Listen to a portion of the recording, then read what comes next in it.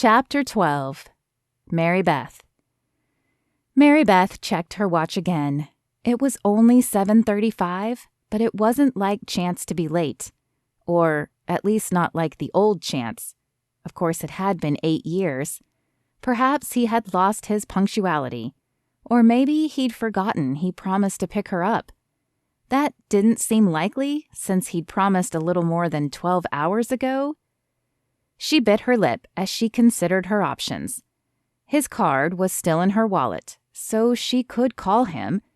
But would that seem desperate or demanding?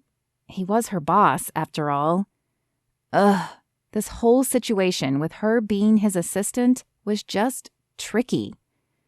There was Holly, but she closed the restaurant most nights, and therefore slept in most mornings. Merribeth didn't really want to interrupt her routine or her sleep. Holly could be a bear when she was tired. "Are you not going to work today, Mommy?" Merribeth glanced down at Lucas, who for once stood ready to go.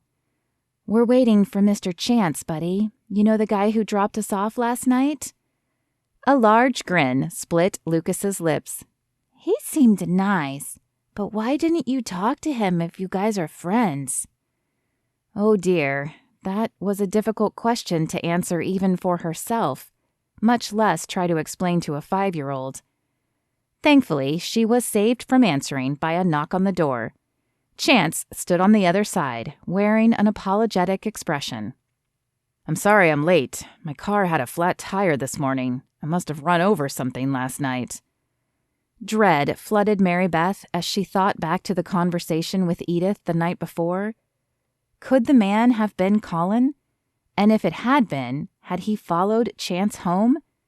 She certainly wouldn't put it past him to lash out at Chance if he thought something was going on between the two of them. But why would he even be back?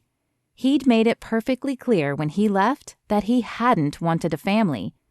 Could he have changed his mind? But then why not reach out to her? Maybe it wasn't Colin. Perhaps Chance really had just run over something, and maybe the man yesterday had been watching something else. She sounded paranoid. If she said this aloud, especially without proof, Chance might think she was crazy and retract his offer, or fire her, neither of which she could afford right now. But if she didn't tell Chance, and it did turn out to be Colin, Chance could get hurt.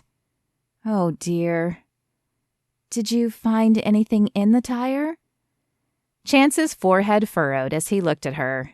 "Nothing that I could see, but I'll take it into the shop. They should be able to tell me. What's going on, Merribeth?" She sighed and glanced over her shoulder to make sure Lucas was out of hearing range. "My daycare provider told me there was a man watching Lucas play yesterday. I don't have any evidence, but I think it might be Lucas's father. He's not in the picture anymore, but he's not a good guy." The lines in Chance's face hardened in concern. "Would he go after you? After Lucas?" "I don't know.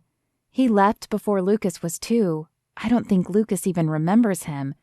But Colin was unstable. If he's back in town, there's no telling what he might do." Chance's mouth pulled into a thin line. "Even more reason to make sure we get you a working car.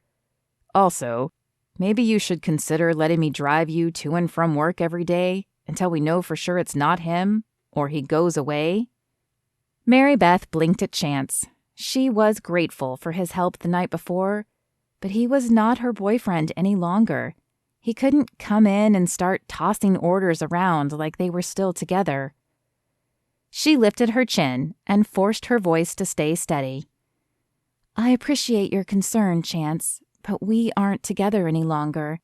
I'm telling you so that you can stay safe, not so you can run my life." His face jerked as if she'd slapped him with her hand and not just with her words. "I wasn't trying to run your life, Merribeth. I know I messed up, but I really am just trying to help." Merribeth sighed. She was letting her emotions take control of her words, and that wasn't like her. "I'm sorry, Chance. You're right. This whole situation with my car and Colin has me stressed, but I shouldn't be taking it out on you." He ran his hand through his hair and shook his head. "You have every reason to feel the way you do, but I'm not that same guy who left 8 years ago, and one way or another, I'm going to make it up to you." Merribeth highly doubted that, but arguing about it now wasn't going to help either one of them. "Look, we're going to be late. Perhaps we can agree to disagree on this and get going?" Though his eyes indicated that he wanted to keep talking, he nodded and stepped back, allowing her room to get by him. "Lucas, let's go," she called, locking the door behind them when they were both out of the house. Merribeth gave Chance directions to Edith's place, hoping he would stay in the car when they arrived. She was going to get enough questions from the woman as it was, arriving in an unknown car. She didn't need the woman seeing Chance and making assumptions. "I'll be right back," Merribeth said as he pulled into the driveway. Her seatbelt was undone and her hand on the door handle before he even put the car in park. "Do you need help?" Merribeth shook her head so hard that strands of her hair smacked her eyes. "No." She brushed the strands back and took a breath. That word had come out harsher than she intended. "Please, just let me drop him off. I'll explain later." Chance held his hands up in surrender, and she pushed open her door, extracted Lucas from the back seat, and hurried up the walk. "That's not your normal car." Edith tried to peer past her. "Whose car is that?"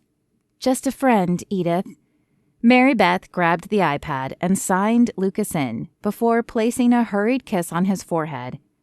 "My car broke down last night, and a friend from work offered to drive me in today."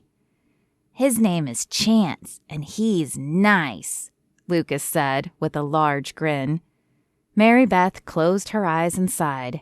She had been hoping not to share that information. "Have a good day, buddy." "Wait, who's Chance?"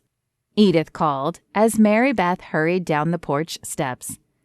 "Sorry, Edith, I'm late for work." She knew it was a little childish to dodge the woman's questions, but she also knew that the woman would not be satisfied with the truth.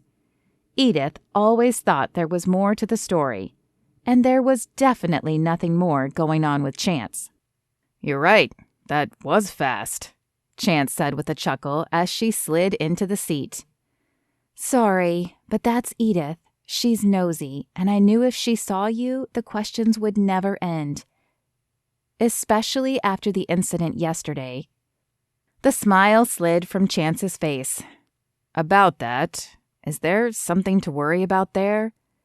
Merribeth tucked a strand behind her ear and debated how much to tell Chance. There was a time she would have told him anything, but that was ages ago. She barely knew him now, but he was her boss. If there was a chance Colin might show up and do something, Chance probably needed to know. "I don't know. Colin and I met a few years after you left town. He was the first man who paid real attention to me after you, and he seemed nice, until we got married. Then this whole other side of him emerged." She turned her attention out the window, not wanting to see the pity on Chance's face as she recounted how stupid she'd been. "He began going out with his friends and staying out late at night. A few times he even came home drunk. But things didn't really get bad until after Lucas was born. Maybe it was the late-night crying, or the noise, or the extra cost." She took a shaky breath and tried not to dwell on the dark memories. "I'm not sure what happened, but one night he packed up his things. He said he hadn't signed up for a kid and he left. That was the last I heard from him. He didn't even attend court when I filed for divorce, just sent in the signed paper. Though he left me the house, I always wondered if he'd be back. For Lucas." Silence filled the car when she finished, and Merribeth fought the urge to look at Chance to gauge what he was thinking. "But he was never violent? No criminal history?" She shook her head and turned to face him. "Not that I know of, but that was 3 years ago. I don't know what he's been up to since." Chance lifted his right hand from the steering wheel long enough to drag it across his chin.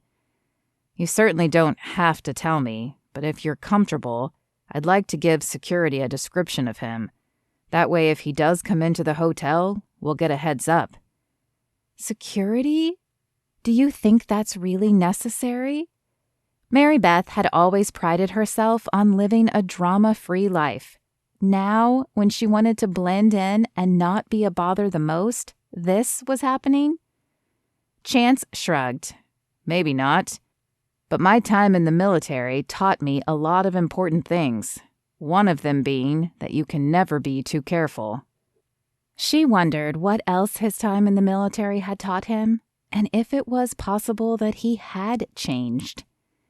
There were definitely aspects in his demeanor now that hadn't been there when he was 19. He had a depth to him that hadn't been there before, and he seemed to think about things longer and more deeply than he once had. But whether those changes were from the military or simply the passage of time, she didn't know. I'll give you the information, though I don't think it will be necessary.